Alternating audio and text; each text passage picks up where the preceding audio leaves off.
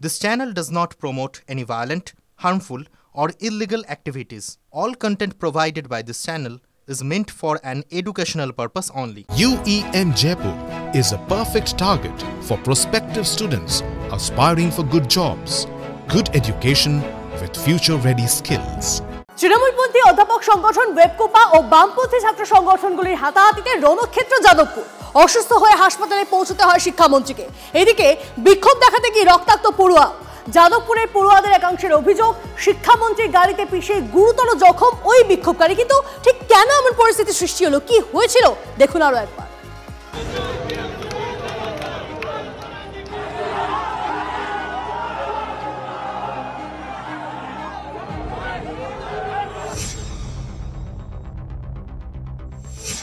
বিক্ষোভ দেখাতে গিয়ে ঝরল রক্ত। অধ্যাপক সংগঠনের সভা ঘিরে তুলকালাম। ব্রাত্য বসুর সামনেই ওয়েবকোপার ভলেন্টিয়ারদের সঙ্গে বাম ছাত্রদের হাতাহাতি, চেয়ার ছোড়াছুড়ি, চাকায় চেয়ার ঢুকিয়ে আটকানো হলো শিক্ষামন্ত্রীর গাড়ি, খুলে দেওয়া হলো শিক্ষামন্ত্রীর গাড়ির চাকার হাওয়া। শনিবার যাদবপুরের তৃণমূলপন্থী অধ্যাপক সংগঠন ওয়েবকোপারের বার্ষিক সম্মেলন ছিল। সেই সভা চলাকালীন ছাত্র সংসদ নির্বাচনের দাবিতে বিক্ষোভ দেখাতে শুরু করে বামপন্থী ছাত্র সংগঠনগুলি। তুমুল উত্তেজনার মধ্যেই সেই সভায় যোগ দিতে যাদবপুরে পৌঁছে যান ওয়েবকোপারের চেয়ারম্যান তথা শিক্ষামন্ত্রী ব্রাত্য বসু। বিক্ষোভকারীদের হটিয়ে দেওয়ার চেষ্টা করেন ওয়েবকোপার ভলেন্টিয়াররা। শুরু হয় ধস্তাধস্তি, চেয়ার ছোড়াছুড়ি।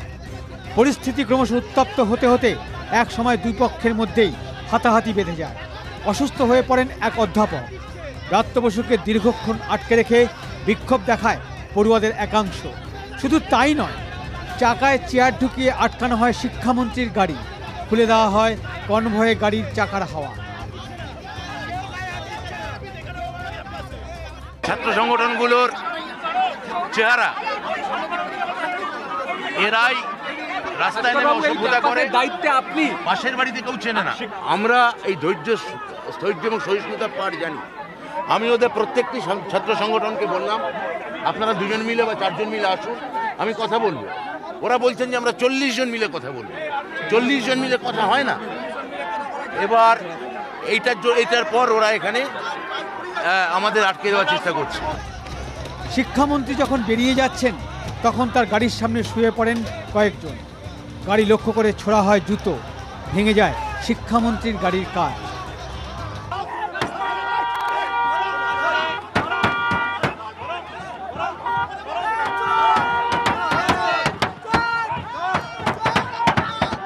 কোনো মতে শিক্ষামন্ত্রীর গাড়ি এগোচ্ছে। তুমুল উত্তেজনা, গাড়ির সামনের গাড়ির প্রত্যেকটি অংশ ভাঙার চেষ্টা করা হচ্ছে এবং কোনো মতে শিক্ষামন্ত্রীর গাড়ি বেরোচ্ছে। সম্পূর্ণরূপে গাড়ি ভাঙচুর করার চেষ্টা এবং জোরপূর্বক গাড়ি কোনো রকমে গাড়ি বেরোচ্ছে। এই মুহূর্তে পরিস্থিতি শিক্ষামন্ত্রীর গাড়িকে ঘিরে তুমুল বিক্ষোভ এবং সেই বিক্ষোভের জেরে শিক্ষামন্ত্রী গাড়ি নিয়ে যখন বেরোতে চাইছেন তখন ছাত্রছাত্রীরা সেই গাড়ি ভাঙচুর করার চেষ্টা করছে এবং গাড়ি ভাঙা হচ্ছে। রক্তাক্ত অবস্থা এক পড়ুয়ার। পড়ুয়াদের অভিযোগ, সেই সময় শিক্ষামন্ত্রীর গাড়ি এক পড়ুয়ার উপর দিয়ে চলে যায়। গুরুতর জখম হয়েছেন ওই বিক্ষোভকারী পড়ুয়া। এইটা হচ্ছে ব্রাত্য বসুর গাড়ি, এইটা হচ্ছে সেই ছাত্র, ঠিক আছে, আমাদেরই সহপাঠী, আমাদেরই বন্ধু।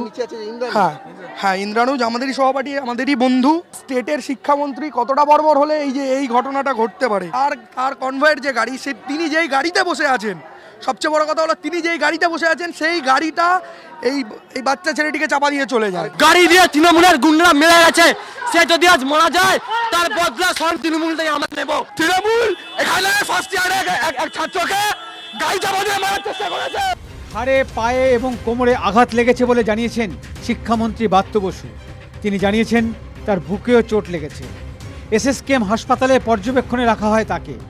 এসএসকেএম সূত্রের খবর, ব্রাত্য বসুর রক্তের চাপ বেশি রয়েছে। বেশ কিছু ছাত্রছাত্রী তারা যেভাবে মন্ত্রীর গাড়িকে ভেঙেছে, আমাদের কোনো কথাকেই গুরুত্ব না দিয়ে আমরা ওই বিশ্ববিদ্যালয়ের অধ্যাপক আমরা অভিযোগ জানাচ্ছি। কি কারণে? যে গুটি কয় মুষ্টিমেয় কিছু ছাত্রছাত্রী তাদের নিজস্ব কিছু ফুটেজ পাওয়ার।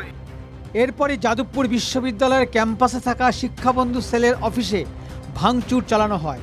লাগানো হয় আগুন। একাধিকবার বিক্ষোভের জেরে শিরোনামে এসেছে যাদবপুর।